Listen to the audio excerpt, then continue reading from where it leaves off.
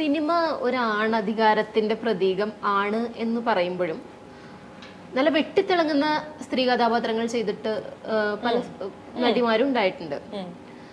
എങ്കിലും ഇപ്പോഴും സിനിമയിൽ ഒരു പുരുഷ മേൽക്കോയ്മ നിലനിൽക്കുന്നുണ്ടോ? അല്ലെങ്കിൽ പലപ്പോഴും ഡിസിഷൻ മേക്കിംഗ് പുരുഷനിലേക്ക് കേന്ദ്രീകരിക്കപ്പെടുന്നുണ്ട്. ഡിസിഷൻ മേക്കിംഗ് എന്ന് പറഞ്ഞാൽ എന്താണ്? സിനിമയുടെ കാര്യങ്ങൾ സിനിമയെ പൊതുവിൽ ബാധിക്കുന്ന ചില വിഷയങ്ങൾ. നമ്മള് ഇത്രയും വർഷങ്ങളായിട്ടും എല്ലാ ഇൻഡസ്ട്രിയും, മലയാളവും ഹിന്ദിയും തമിഴും തെലുഗു, ഇതെല്ലാ ഇൻഡസ്ട്രിയും ബിസിനസ് ചെയ്യപ്പെടുന്നത് ആ ഹീറോയുടെ പേരിലാണ്.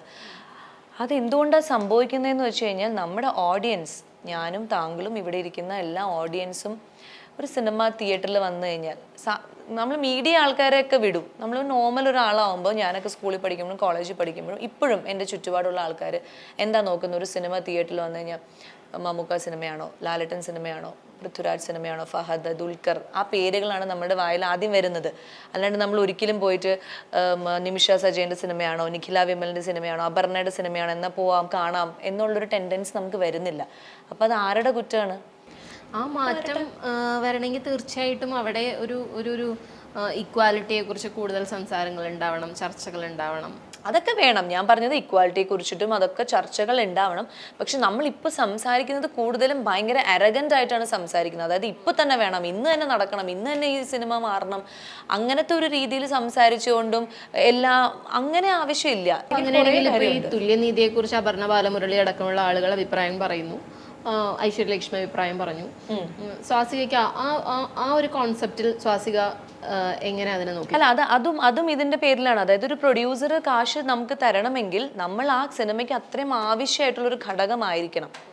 അല്ലാതെ ഞാൻ വെറുതെ ഒരാൾക്ക് വേണ്ടിയിട്ട് പൈസ മുടക്കില്ല ആരും. അവിടെ സ്ത്രീ കഥാപാത്രം ആ സിനിമയുടെ അവിഭാജ്യ ഘടകമാണെങ്കിൽ അതേ വേദന ആ സ്ത്രീ അർഹിക്കുന്നില്ല. കാരണം ആ സ്ത്രീക്ക് ഡിമാൻഡ് ആയിട്ടില്ലല്ലോ. തിയേറ്ററിൽ ആളുകൾ വരുന്നത് ആരെ കാണാനാന്നുള്ളതാണ് അവിടുത്തെ മെയിൻ പോയിന്റ്. അപ്പോഴും ഒരു നായകനിൽ മാത്രം ഒതുങ്ങി പോകുന്നില്ലല്ലോ സ്വാസിക സിനിമ. ഇപ്പം ആറാട്ട് പോലൊരു സിനിമ ബിസിനസ് ഉണ്ടായത് കൊണ്ടായിരിക്കില്ല ഒരു പക്ഷേ മോഹൻലാലിന് അത്രയധികം പ്രതിഫലം വാങ്ങാൻ വേണ്ടി കഴിഞ്ഞത്.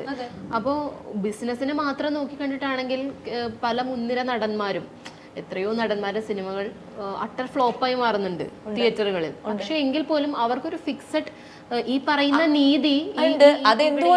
അതെന്തുകൊണ്ടാണ് അവരുടെ സിനിമ പൊട്ടിപ്പോകുന്നത്?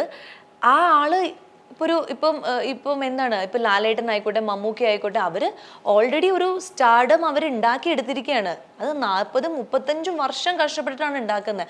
ആ സാധനമാണ് നമ്മൾ ഉടനെ വേണം എന്ന് പറഞ്ഞ് വാശി പിടിക്കുന്നത്. നമ്മുടെ ഇപ്പോഴത്തെ ഞാൻ പറഞ്ഞ ഫീമെയിൽ ആർട്ടിസ്റ്റുകൾ, ഞങ്ങൾ ഒരു സിനിമ ഹിറ്റ് കൊടുത്തു, സോ ഞങ്ങൾക്കത് വേണം എന്ന് പറയുന്നത് ഇവരുടെ 35 ഇയേഴ്സിന്റെ സ്ട്രഗിൾ ആണ്. നമ്മൾ ഈ ഡിസ്ക്രിമിനേഷനെ കുറിച്ചും അല്ലാതെ നമ്മൾക്ക് കിട്ടേണ്ട അവകാശങ്ങളെ കുറിച്ചും സ്ത്രീ പുരുഷ സമത്വത്തെ കുറിച്ചും ഒന്നും ഇത്രയധികം വാചാലരാവേണ്ടതില്ല എന്നാണ് സ്വാസിക പറയുന്നത്. വാചാലരാവേണ്ടതില്ല, പക്ഷെ അത് ഓരോരുത്തരുടെ പേഴ്സണൽ ഒപ്പീനിയൻ ആണ്. അവർക്ക് വാചാലരാവാം, അവർക്ക് അത് നേടിയെടുക്കാം, അതൊക്കെ ചെയ്യാം.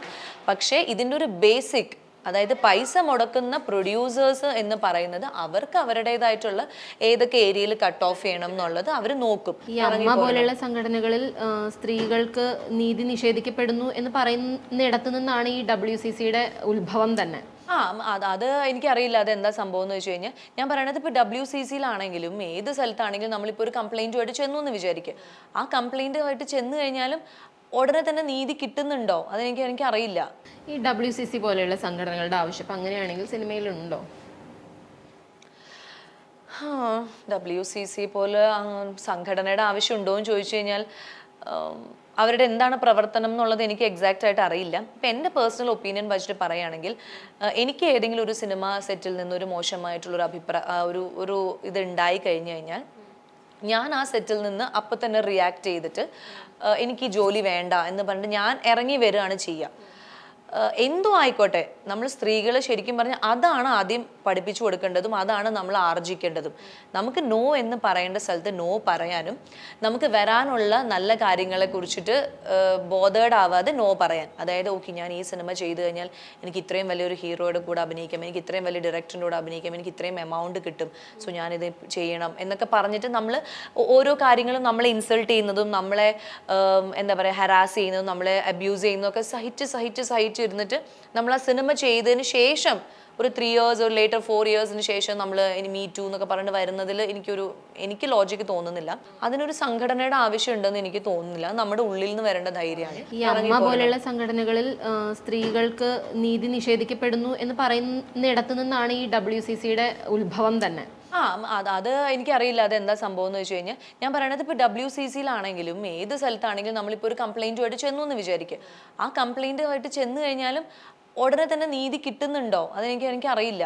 അല്ലാതെ ഒരു ഇൻസെക്യൂരിറ്റി സ്ത്രീകൾ സിനിമാ മേഖലയിൽ അനുഭവിക്കുന്നില്ല. ആ ഇൻസെക്യൂരിറ്റി എപ്പോഴാണ് അനുഭവിക്കണമെന്ന് വെച്ച് കഴിഞ്ഞാൽ, നമ്മൾ നോ പറയാതെ നമ്മളിങ്ങനെ എന്നൊക്കെ പറഞ്ഞ് നിന്ന്, അപ്പോൾ നമുക്ക് എപ്പോഴും ടെൻഷനാവും. ഇനി നാളെ ഇവരെ വീണ്ടും ചോദിക്കുമല്ലോ, നമ്മളിത് ചെയ്യലോ, നമ്മൾ മെസ്സേജിന് പേടി, എല്ലാം പേടി.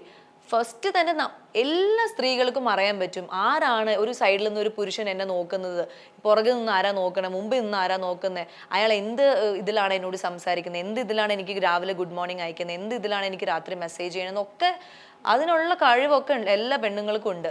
കാസ്റ്റിംഗ് കൗച്ച് ഉണ്ട് സിനിമയിൽ, അതൊക്കെ ഉണ്ട്, അത് ഉറപ്പായിട്ടുണ്ടാവും. കാസ്റ്റിംഗ് കൗച്ച് എന്ന് പറയുന്നത് ഉറപ്പായിട്ടും ഉള്ളൊരു മേഖല തന്നെയാണ് നമ്മുടെ ഇൻഡസ്ട്രി. എല്ലാ ലാംഗ്വേജിലും അതുണ്ട്. പക്ഷേ ആരും നമ്മളെ ഫോഴ്സ്ഫുള്ളി ഈ മേഖലയിൽ വേറെ ഏത് സ്ഥലത്ത് ജോലി ചെയ്യുന്നേക്കാളും ഏറ്റവും സെക്യൂർഡായിട്ട് നമുക്ക് ജോലി ചെയ്യാൻ പറ്റുന്ന ഒരു സ്ഥലം എന്ന് പറഞ്ഞു കഴിഞ്ഞാൽ സിനിമ. നമ്മളെല്ലാവരും തുല്യനീതിയെക്കുറിച്ച് സംസാരിക്കുന്നു, സ്ത്രീകൾക്ക് പുരുഷന്മാരോടൊപ്പം തന്നെ അവകാശങ്ങൾ വേണം എന്ന് വാദിക്കുന്നു. ആ വാദത്തിന്റെ ആവശ്യമില്ല എന്നാണ് സ്വാസിക പറഞ്ഞത്. വാദത്തിന്റെ ആവശ്യമില്ല എന്നല്ല, എല്ലാം വേണം, പക്ഷെ അമിതമായിട്ട് ഇങ്ങനെ എപ്പോഴും പറഞ്ഞുകൊണ്ടിരിക്കേണ്ട കാര്യമില്ല എന്നാണ് പറഞ്ഞത്. അത്തരം ഒരു ചർച്ചകൾ സജീവമായി നടക്കുമ്പോഴും സ്വാസികയുടെ ഒരു സ്റ്റേറ്റ്മെന്റ് വന്നു, ഞാൻ എൻ്റെ ഭർത്താവിൻ്റെ കാലിൽ തൊട്ട് വണങ്ങാൻ ആഗ്രഹിക്കുന്ന ഒരു സ്ത്രീയാണ്, അതെൻ്റെ പേഴ്സണലായ അഭിപ്രായമാണെന്ന് പറയുന്നു. യഥാർത്ഥത്തിൽ ആ ഒരു സ്റ്റേറ്റ്മെന്റ് സ്വാസികയുടെ വ്യക്തിപരമായ അഭിപ്രായമാണ് എങ്കിൽ കൂടി സ്ത്രീകൾ എന്നും ഒരു പുരുഷന്റെ കാലിന് കീഴിൽ നിൽക്കേണ്ടവളാണ് എന്ന് ഒരു ധ്വനി കൂടിയല്ലേ? എന്താണ് അങ്ങനെ? ഞാനൊരു കാര്യം ചോദിക്കട്ടെ, സ്ത്രീകൾ പുരുഷന്റെ അടിമത്വം അനുഭവിക്കേണ്ടത് ഒരു കാലിൽ തൊട്ട് തൊഴുതു എന്ന് വിചാരിച്ച് ഞാൻ ആ പുരുഷന്റെ അടിമയായിട്ട് ജീവിക്കണം എന്ന് അയാൾ പറയുന്നുണ്ടെന്ന് നിങ്ങൾ എങ്ങനെയാണ് ജഡ്ജ് ചെയ്യുന്നത്?